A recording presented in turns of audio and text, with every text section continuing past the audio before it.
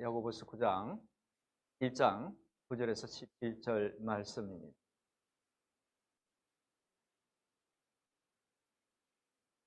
제가 받들어 읽겠습니다. 야고보서 1장 9절에서 11절에 기록된 하나님의 말씀입니다.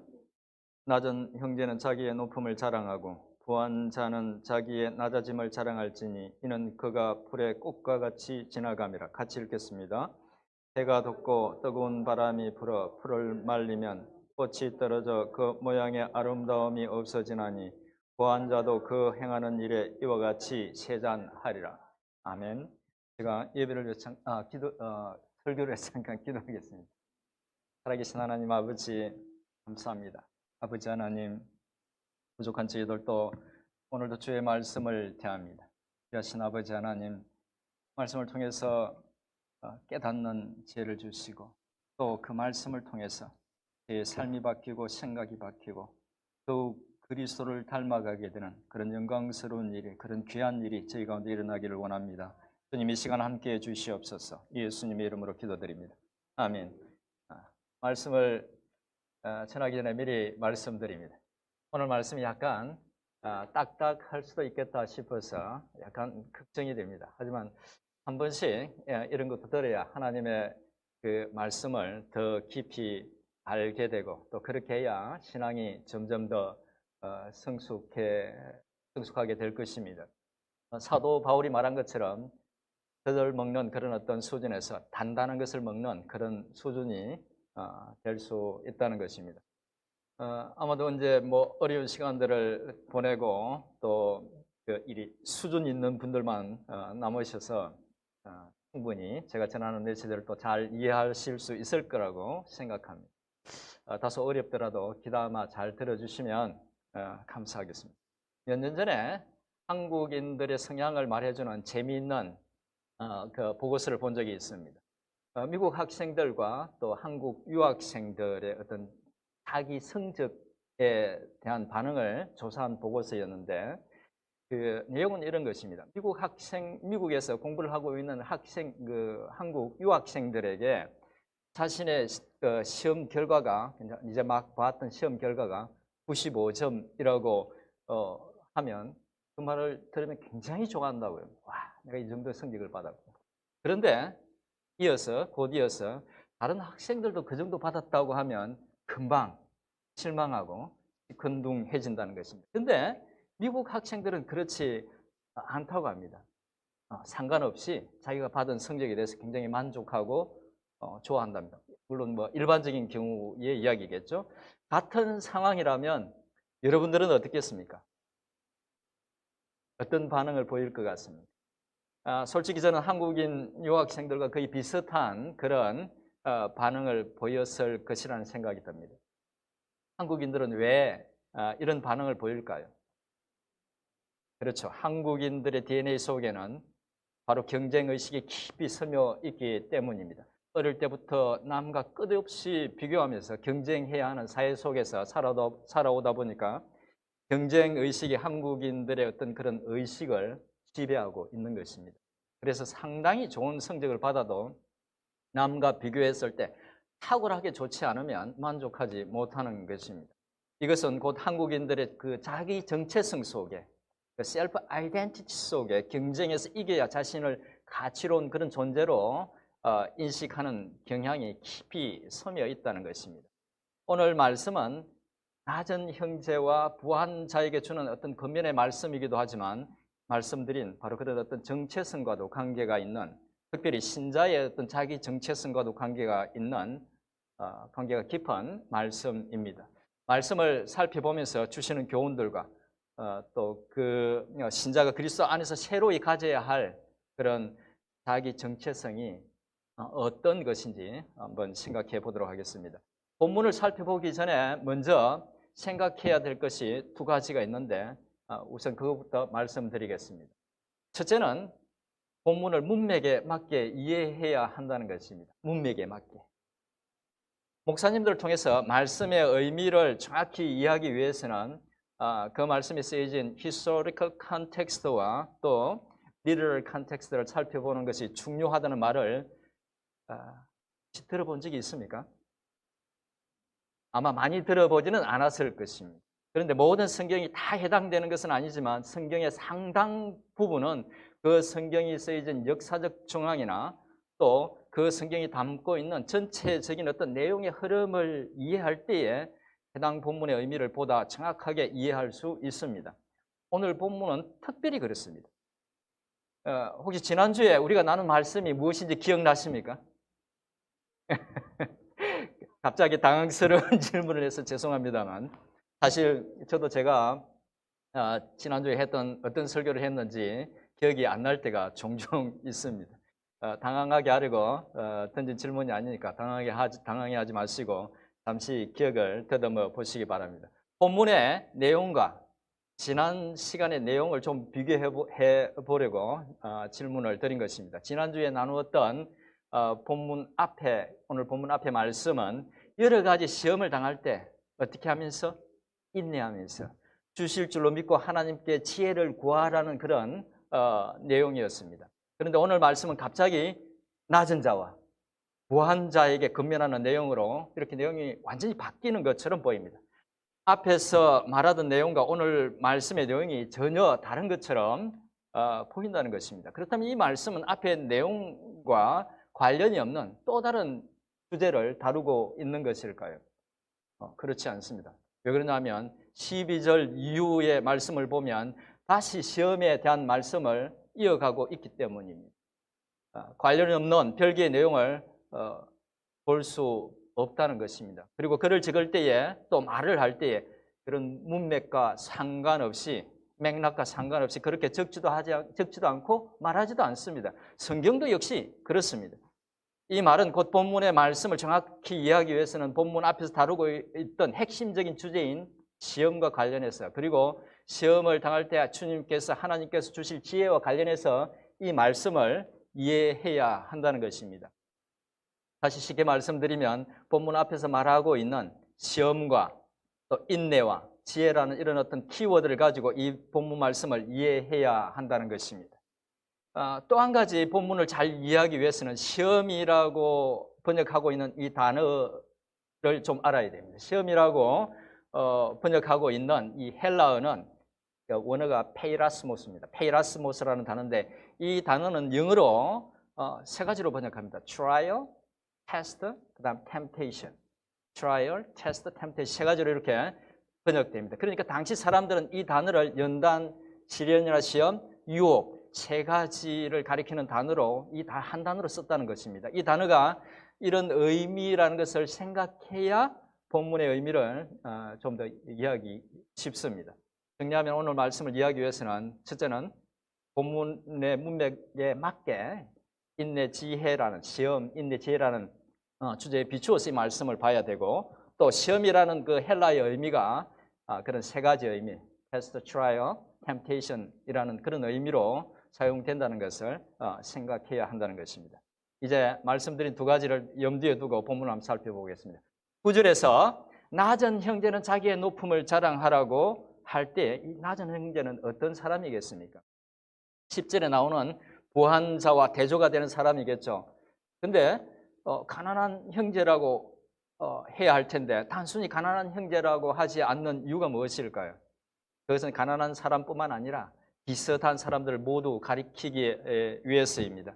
그러니까 낮은 형제는 물질적으로 가난할 뿐만 아니라 신분적으로도 내세울 것이 없는 사람들. 당시에는 신분 상승의 어떤 그런 기회나 혹은 또 큰 부를 축적할 수 있는 기회가 거의 없었기 때문에 장래에 대한 희망도 별로 없는 사람들 모두 가리키는 것으로 봐야 한다는 것입니다.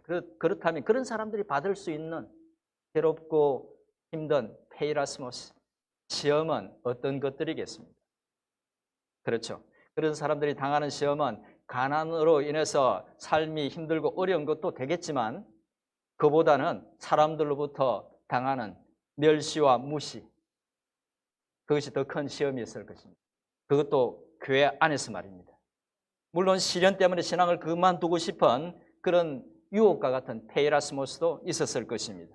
지금도 그렇지만 사회적으로 신분이 나눠져 있던 옛날에는 더욱 가난하고 신분이 낮은 사람들이 설 곳이 없었습니다. 그들은 어디를 가나 무시를 당하고 소외를 당했습니다. 초대교회에서도 마찬가지였던 것 같습니다. 그래서 이런 권면을 주고 있는 것이죠. 사도 야고보는 그런 성도들에게 자기의 높음을 자랑하라고 권면합니다. 그러면 사도 야고보가 자랑하라고 말한 이 높음이라는 것은 어떤 것일까요? 낮은 형제라고 할 때 낮다는 의미가 여러 가지 의미를 내포하는 것처럼 높음이라는 말도 여러 가지를 의미하는 그런 어떤 은유적인 말로 봐야 할 것입니다. 그렇다면 가난하고 내세울 것이 없는 신자들이 어떤 높음이 있기에 그것을 자랑하라고 말하는 것일까요? 그 높음은 비록 신분상으로 물질적으로 낮지만 가진 것이 없지만 믿음을 갖게 되면서 갖게 되는 가치로운 것들을 가리키는 것으로 봐야 되겠죠. 쉽게 말씀드리면 높음이란 그리스도 안에서 갖게 된 새로운 자신의 가치와 또 장차 영원한 나라에 가게 될 것이라는 기대와 부활에 대한 소망과 같은 귀한 것, 복된 것을 가리키는 것이라는 것입니다. 야고보는 낮은 형제들에게 그런 것들을 자랑하라는 것이죠. 다른 말로 하면 그것을 자랑스럽게 생각하면서 기쁘게 여기면서 기죽지 말고 살아라는 것입니다. 정리하면 낮은 형제는 자기의 높음을 자랑하라는 이 말은 비록 지금은 이런 모습으로 살고 있지만 자신이 바로 그 예수님이 당신의 생명을 주시면서까지 사랑하는 그런 귀한 존재라는 것, 그리고 나 자신에게는 지금과는 비교할 수 없을 만큼 아름답고 귀한 영원한 나라에 대한 소망이 있다는 것을 생각하고 힘과 용기를 내서 당당하게 살아라고 말하고 있다는 것입니다.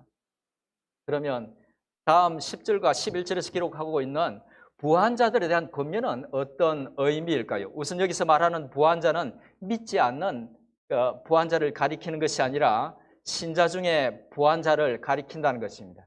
그렇게 봐야 하는 이유는 사도 야고보가 세상에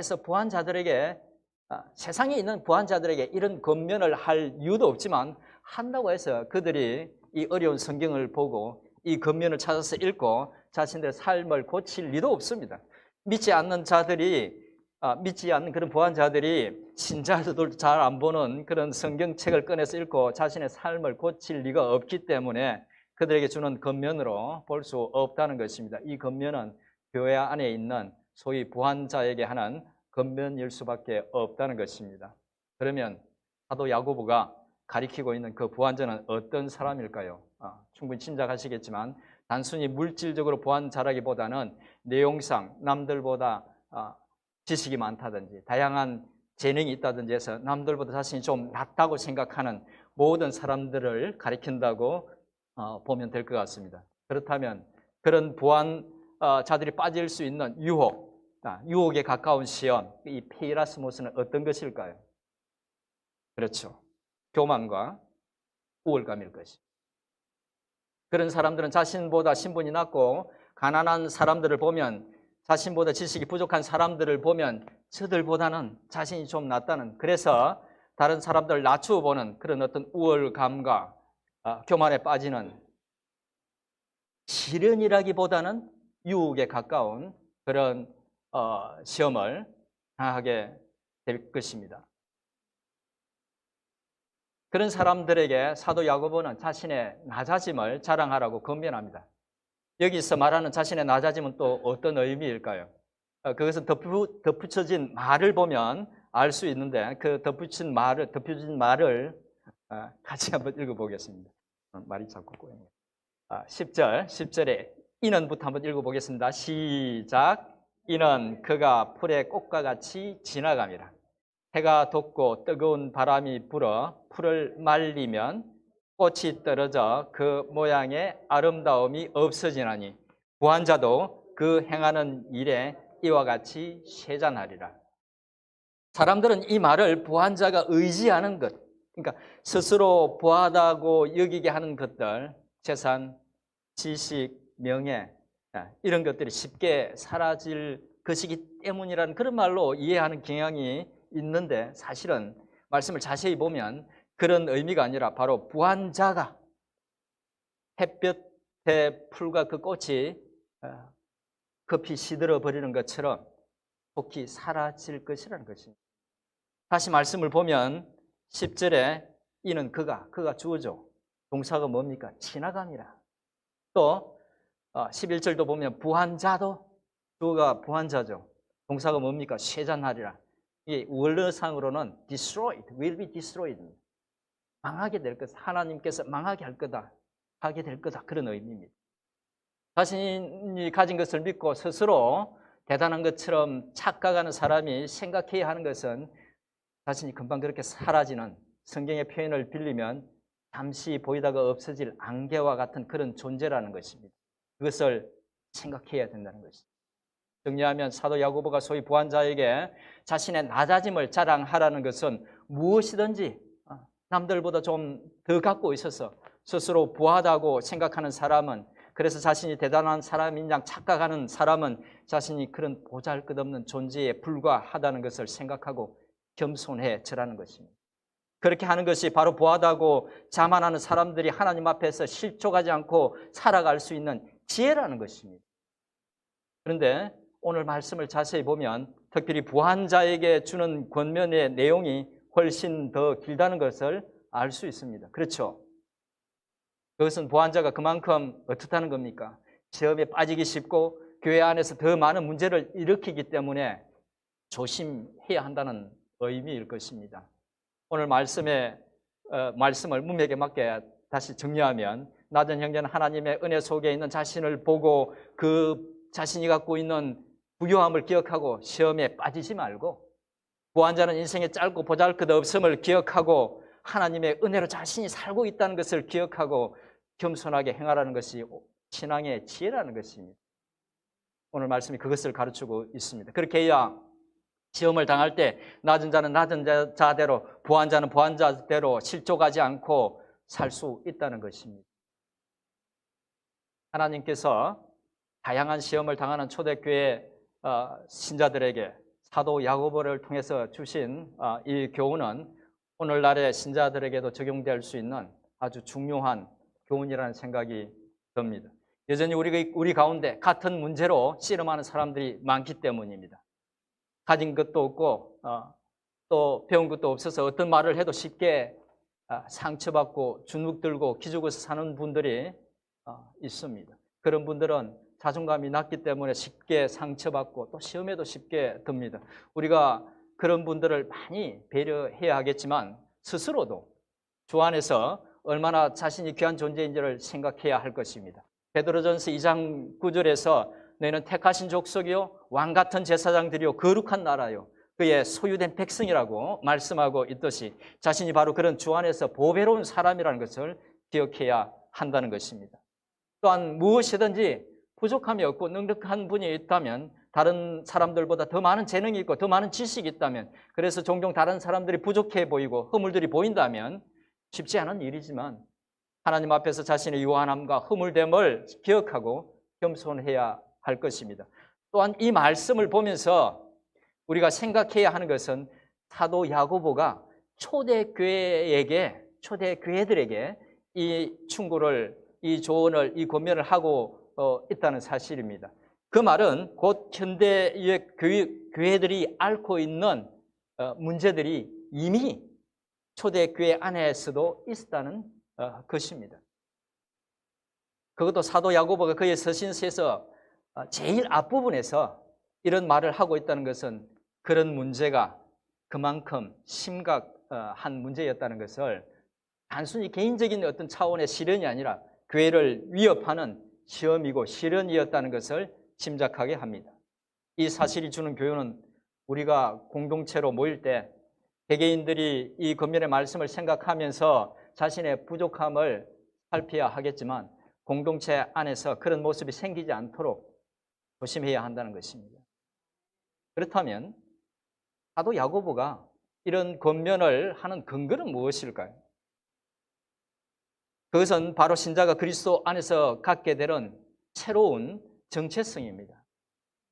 성도가 그리스도 안에서 가져야 할 새로운 정체성에 근거해서 사도 야고보가 이 권면을 하고 있다는 것입니다. 그러면 야고보가 근거해서 권면하고 있는, 또 성경이 말하고 있는 그리스도 안에서 성도가 가져야 할 자기 정체성은 어떤 것일까요? 그것은 바로 그리스도 안에서 자신의 그 무한한 가치로움과 동시에 또 무가치함을 인식하는 것입니다.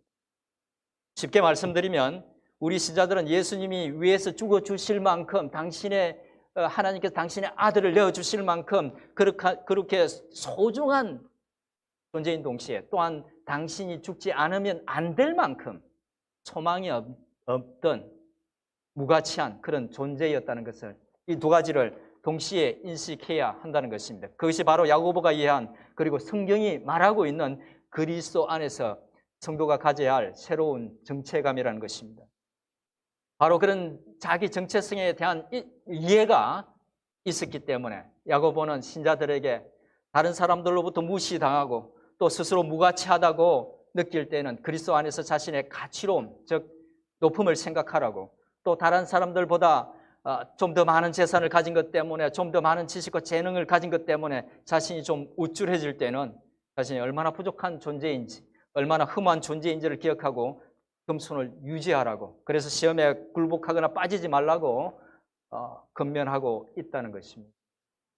사도 야고보가 근거해서 권면을 주고 있는 그리스도 안에서 주어진 새로운 자기 정체성은 우리 신앙에 있어서 아주 중요한 부분입니다. 그것은 신자들에게 다가오는 여러 시험에 맞설 수 있게 해줄 뿐만 아니라 또한 하나님 앞에서 신자가 균형 잡힌 신앙을 유지할 수 있도록 해줍니다. 하나님이 당신의 독생자를 내어줄 만큼 자신을 소중하게 여기고 사랑하고 있다는 사실은 내 속에 어떤 부족함이 있어도 변하지 않을 그 사랑이라는 확신을 주기 때문에 늘 그 은혜에 감사하며 살 수 있도록 해줍니다. 또 어떤 큰 성공과 성취를 이루더라도 내가 어떤 존재인지를 알기 때문에 교만하지 않고 겸손할 수 있다는 것입니다. 이 새로운 자기 정체성은 다른 사람들을 또 대할 때도 아주 중요한 역할을 합니다. 어떤 부족한 사람을 봐도 주님이 피로 값주고 사셨다는 사실 때문에 귀하게 볼 수 있게 해주고 또 그 부족함을 참을 수 있게 해줍니다. 그리스도 안에서 갖게 된 새로운 자기 정체성은 우리를 하나님의 은혜 가운데 늘 머물게 해준다는 것입니다. 지금부터는 세상이 악한 것들이 자신도 모르게 우리에게 심어준 그 왜곡된 자기 정체성을 허물고 하나님이 예수 그리스도를 통해서 주신 새로운 건강한 자기 정체성을 갖게 되기를 주님의 이름으로 축원드립니다. 이제 말씀을 정리하겠습니다. 오늘 본문은 사도 야고보가 교회 안에 있는 대조적인 두 부류의 사람들, 낮은 형제와 부한 자에게 주는 권면이었습니다. 신자로서 어려운 시험을 이기고 유혹을 피하기 위해서 낮은 형제는 주 안에서 자기의 가치로움, 그 소망을 자랑해야 하고 부한 자는 하나님의 은혜를 덧입기는 했지만 실제로는 부족하고 허물 많은 존재고 또 가치 없는 존재였다는 것을 기억하고 겸손해야 한다는 권면이었습니다. 그리고 그런 사도 야고보의 권면은 그리스도 안에서 새롭게 갖게 된 자기 정체성에 근거한 것이라는 말씀을 드렸습니다. 주 안에서 새롭게 갖게 된 자기 정체성에 대한 분명한 이해가 있어서 하나님의 독생자이신 주님의 피로 값주고 산 소중한 존재라는 것, 또 그 소중함이 나의 가치 때문이 아니라 주님이 일방적으로 부어주신 사랑과 은혜 때문이라는 것을 생각하고 때로는 시련으로 다가오는 페이라스모스를, 때로는 유혹으로 다가오는 페이라스모스를 잘 견디고 잘 이겨내는 우리 모두가 될 수 있기를 주님의 이름으로 축원드립니다. 기도하겠습니다. 하나님 아버지, 오늘도 지혜의 말씀으로 저희를 교훈해 주셔서 감사합니다. 허물 많고 부족한 저희들 믿음 가운데 살아간다고 하지만 많은 시험들과 유혹들을 당하며 살아갑니다. 때로는 시련으로, 때로는 유혹으로 당신의 백성으로서 살아내야 할 삶을 제대로 살아가지 못할 때가 많습니다. 그런 시험들을 만날 때마다 주의 은혜와 지혜를 구하면서 자격지심 없이 당당하게, 그러면서도 겸손하게 잘 살아서 당신의 백성으로서의 아름다운 모습을 드러내는, 보여주는, 그래서 하나님께 영광을 돌려드리는 저희들의 복된 삶이 될 수 있도록 은혜를 베풀어 주옵소서. 예수님의 이름으로 기도드립니다. 아멘.